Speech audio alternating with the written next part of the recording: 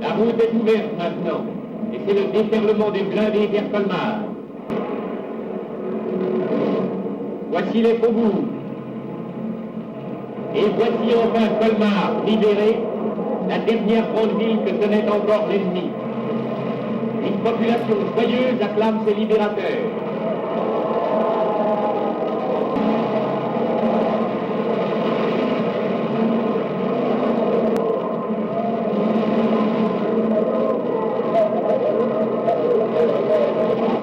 Le 2 février en 1945, quand Colmar a été libéré, j'avais juste 14 ans et 3 mois.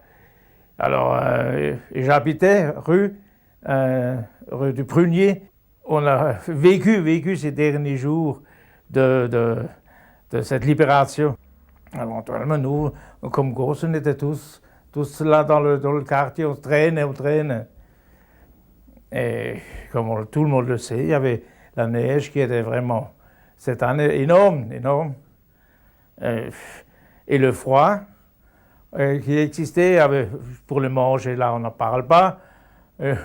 Parce qu'il y avait carrément une anecdote de ce 2 février.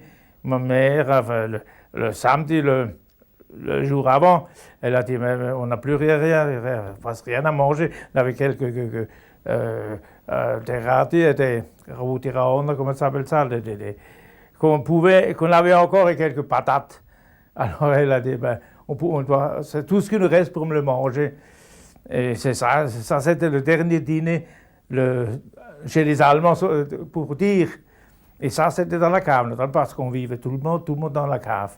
Surtout nous, là, dans la cité de la Soie, ça s'appelait dans le temps.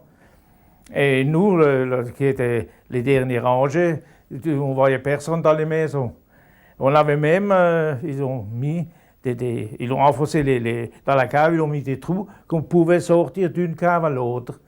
Et sûrement ce 2 février, les derniers jours, parce que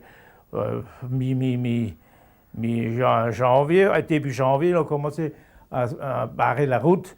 On ne pouvait plus passer à partir de la dernière rangée de maison. Il y avait carrément une barricade, des Panzersperre, comme ils appelaient ça, et on ne pouvait plus passer. Juste un petit passage pour les soldats qui circulaient. Et vers la fin des combats, vers le 30, 31, 29 déjà, ça commençait à sentir le roussinet. Et là, on a commencé à voir, nous comme gosses, on n'a jamais vu vraiment des morts, mais là, on en a vu. Ils ont emmené avec des chariots, parce qu'il n'y avait pas de véhicule, il n'y avait rien. Il y avait avec un cheval et un chariot, comme les militaires en avaient dans le temps. Et là, ils avaient les cadavres là-dessus, 4, 5. Et par le temps, tout était frigorifié. On aurait dit qu'ils transportent des troncs d'arbres. Et ils ne pouvaient pas passer, naturellement. Alors, ils les déchargeaient et passaient à côté de cette barricade. Et de l'autre côté, ils le remettaient dans un autre. Il y avait encore des vieux camions ou des trucs avec des chevaux. Ils emmenaient les cadavres vers la ville ou pour les enlever, quoi. Et là, il y avait 2, 3 fois par jour. Ils sont venus avec 2, 3 qui le ramenaient parce que tout le monde, c'était dans la région de Husen, Ostem, Holzwir, et tous ceux-là. Et de toute façon, ils ne pouvaient plus passer de Holzwir vers Husen, parce que le pont du Latov ils l'ont fait dynamiter. Alors, on n'avait plus de contact avec ceux-là. Alors, tout le monde venait vraiment de la poche de Colmar, c'est de là qu'il emmenait les cadavres, quoi. Et ça durait, comme dit, les derniers jours et la nuit. Et les Allemands, nous, on était tout le temps dehors. Les Allemands venaient, ils partaient. Et ces soldats allemands qui sont venus, quand ils ont pour la navette pour aller en ville, quand ils ont dit Écoutez, oui, c'est fini, ça commence à...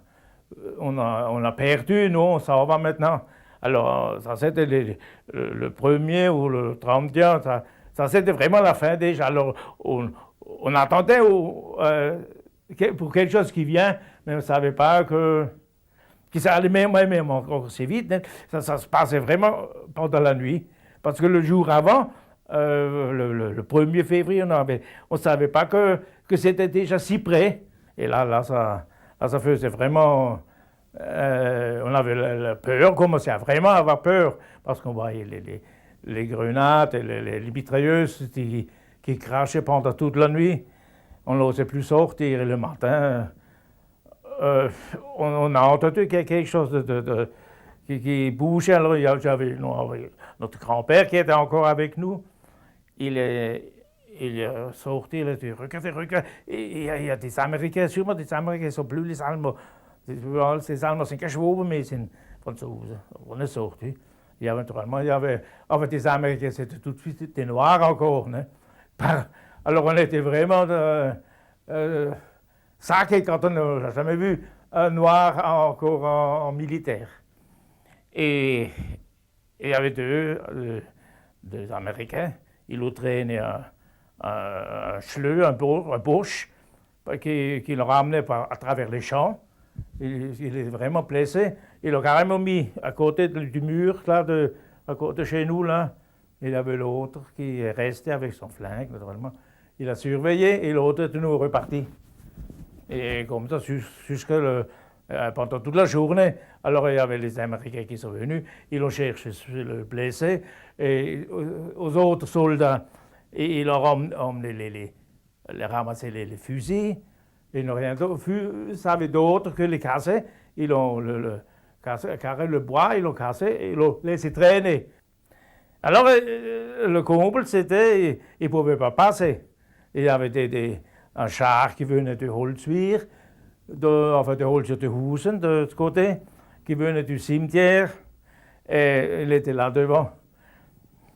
Officiellement, on le savait, net. Et à côté du char, il y avait cette fossé que tout le monde a dû creuser. Ces trucs, ces barricades étaient pleins de terre, tout, alors ça tout a explosé, et la neige qui fondait, ça avait vraiment une caillasse énorme. Mais ça faisait rien. Alors ils l'ont enlevé, il y avait un tank qui est venu, qui a mis ça de côté, alors ils sont repartis, ils sont passés vers la ville, quoi. On avait, comment dire, on ne voyait pas l'issue, comment ça passait. Parce que là, comme nous, on habitait, on voyait comme tous les Mittelwir, Sigolsheim, tout ce qui était en feu, ça on le voyait, et comme Holzwir, ça le voyait, alors on sentait quelque chose qui venait. Le premier soir, on sortait de la cave, parce qu'on vivait dans la cave, tout le monde. Hein, tout le monde avait des trucs de pommiers, là où on mettait les pommes, des shafts comme ça, et c'est là qu'on avait installé les lits. Ça. Alors, on était vraiment contents. Mais je me rappelle encore ma mère qui a dit, maintenant on est libérés, mais on n'a quand même rien à manger. Né? Et ça durait quand même à un certain moment qu'on avait quelque chose. Né? On avait un petit jardin c'est pour ça qu'on avait des trucs rouges, des navets rouges, ce qu'on avait dans le trou. Et autrement, on n'avait rien. Et les cartes, comme pour le pain, c'était limité. Alors, on était contents, mais à un certain moment, on se rendait compte, on était quand même encore dans la merde. Hein.